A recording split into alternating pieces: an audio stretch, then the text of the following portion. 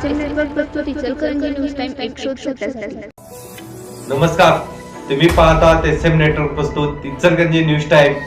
पाहूया आजच्या ठळक घडामोडी। शहापुरात लहान मुलाच्या अपहरणाच्या संशयावरून महिलेला चोप।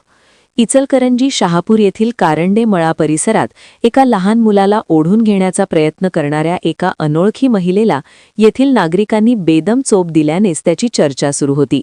सदर महिला मुलाचे अपहरण करत होती की अन्य काही विषय होता हे मात्र समजू शकले नसून तात्काळ घटनास्थळी शहापूर पोलीस दाखल झाले। या घटनेत दुसरी एक महिला मात्र फरार झाली आहे। शहापूर येथील कारंडे माळा परिसरात लहान मुले खेळत असताना दोन अनोळखी महिला त्या ठिकाणी आल्या, संशयास्पदरित्या फिरत होत्या। याशिवाय यातील एका महिलेने लहान मुलाचा हात ओढून त्याला घेऊन जाण्याचा प्रयत्न करत होती।